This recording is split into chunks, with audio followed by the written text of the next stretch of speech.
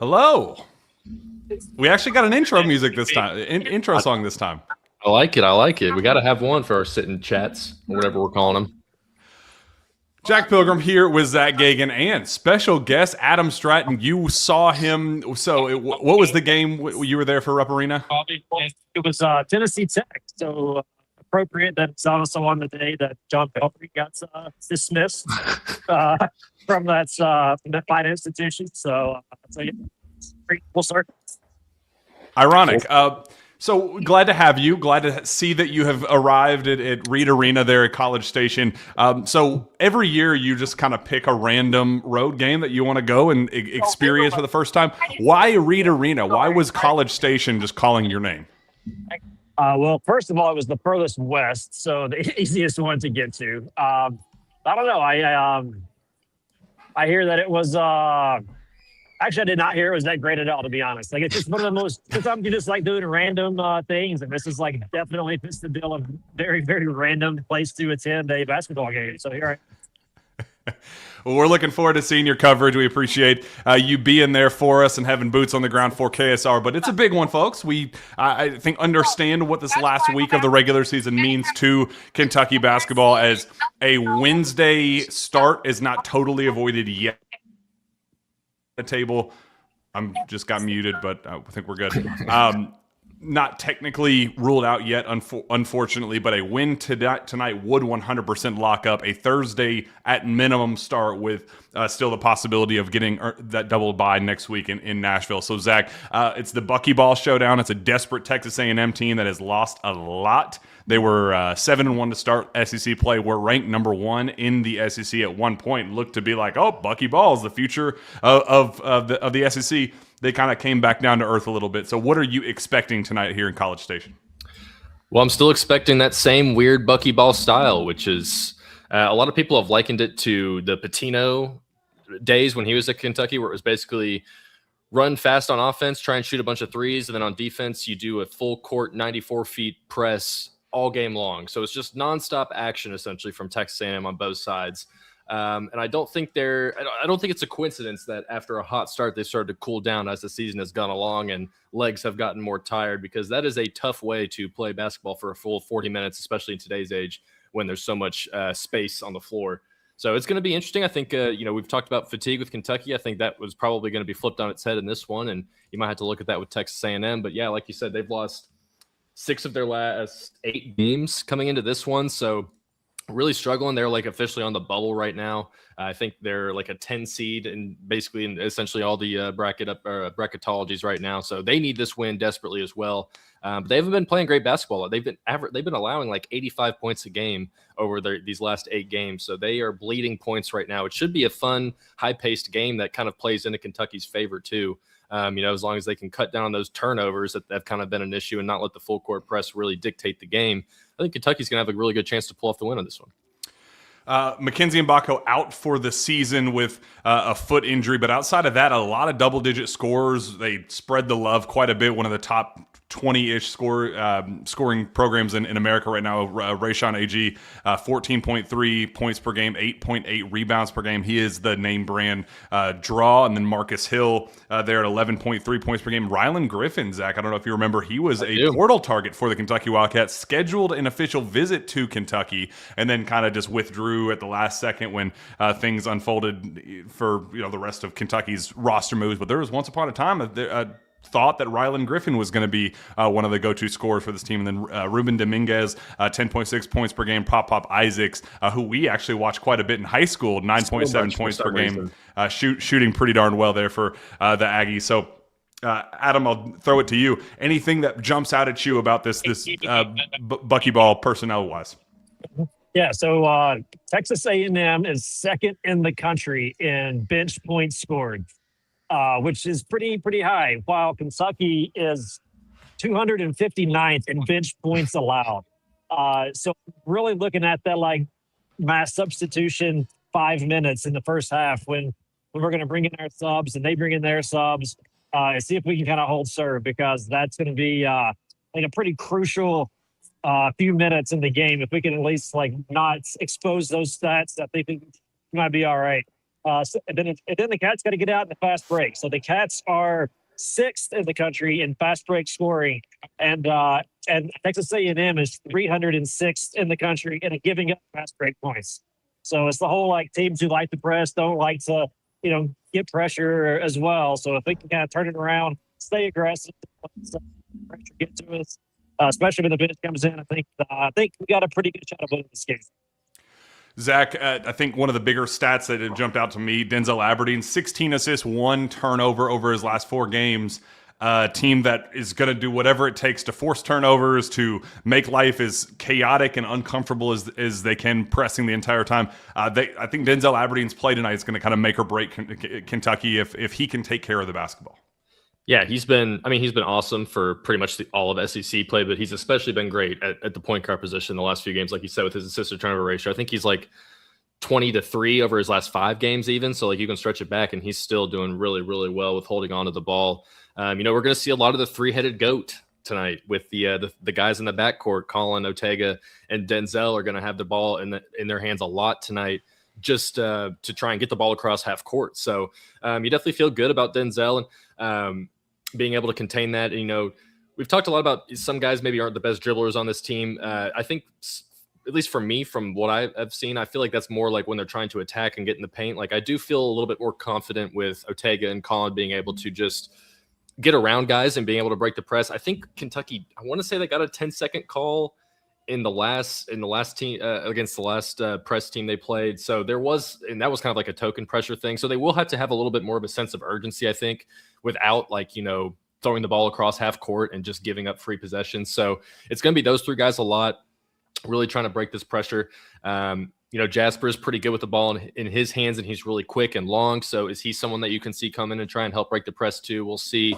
Mo Diabate is another guy I feel pretty comfortable as well. Maybe Pope throws him in to try and see if he can bring the ball up a little bit as well. So, but I do think Kentucky's going to be able to handle that pressure pretty well, especially as the game wears on and you can try, because Kentucky wants to play up tempo as well. So if everyone's trying to play fast, one team's going to get broken down eventually, and odds are good that it's going to be the team that's full court pressing 94 feet the entire game. So if Kentucky can just get themselves to the final 5 minutes, I think they'll be in an advantageous spot to close the deal and kind of go into Texas A&M's legs and take them out. The 3-point line is going to be a massive talking point tonight, where they are known for just firing away top 15 in both 3-point makes and 3-point attempts on the season.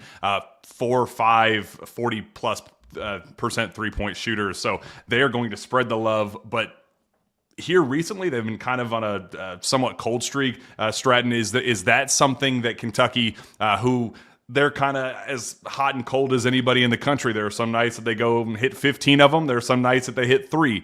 Is there any advantage there potentially? Because they're going to allow 3-point attempts for the Cats as well. You like to think so.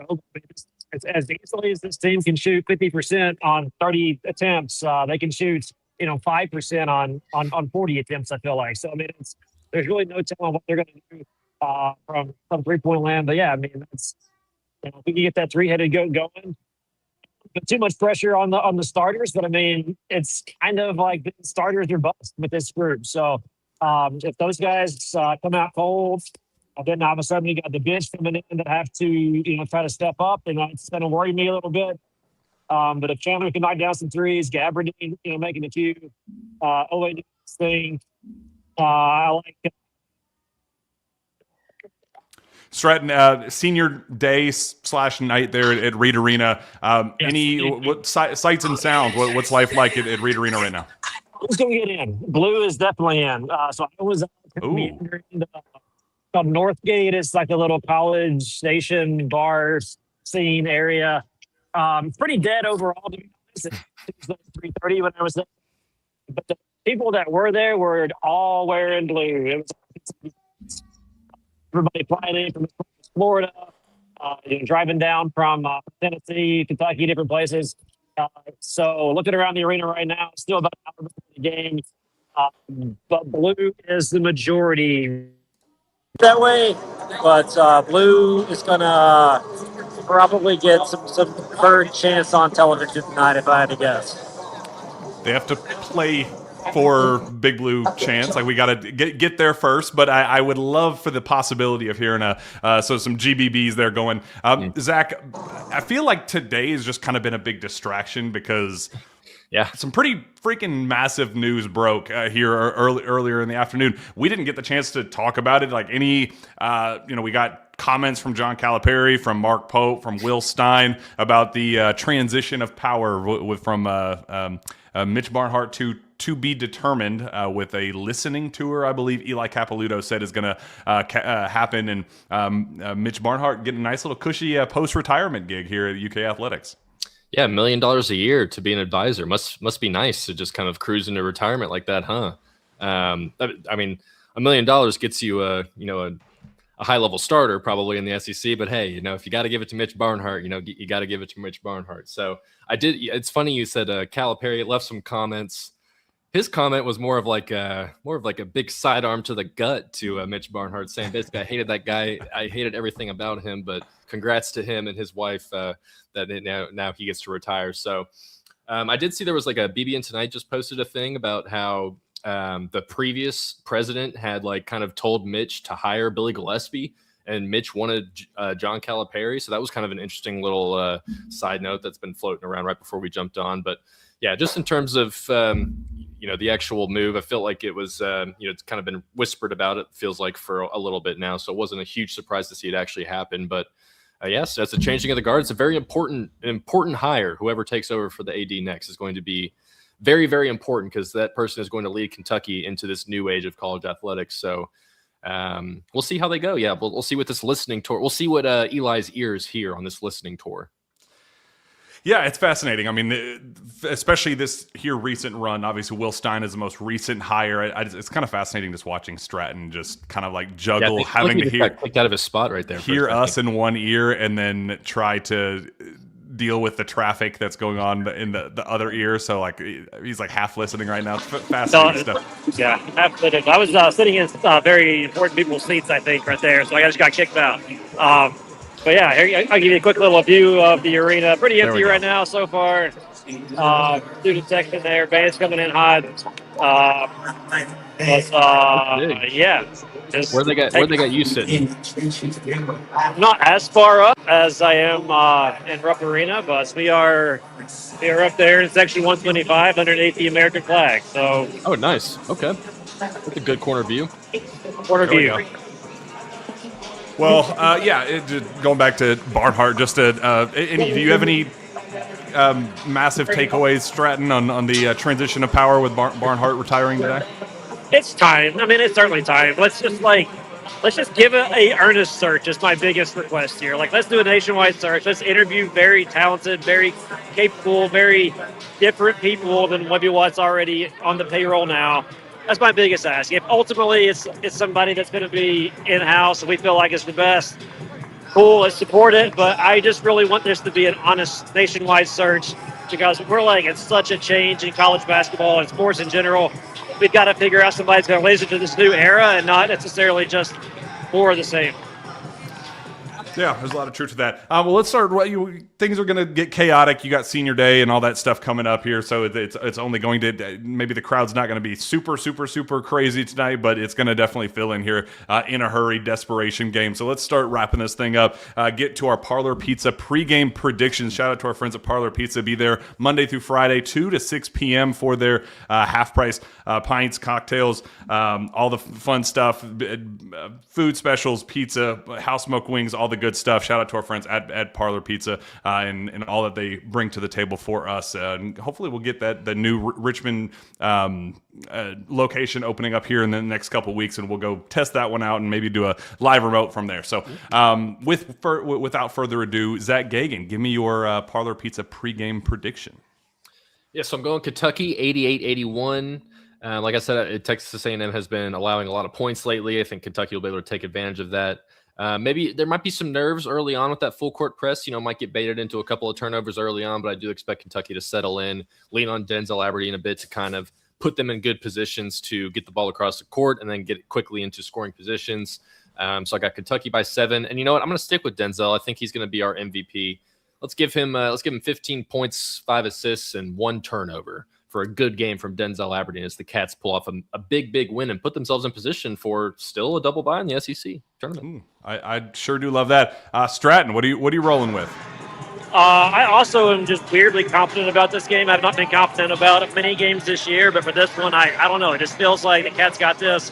I want to say they cruised about 85 to 74, and no craziness here. Just I think I'll take it away in transition and fast break opportunities it's going to get. It's just going to dominate. So Ortega's just going to carry us to a comfortable win here. I love that.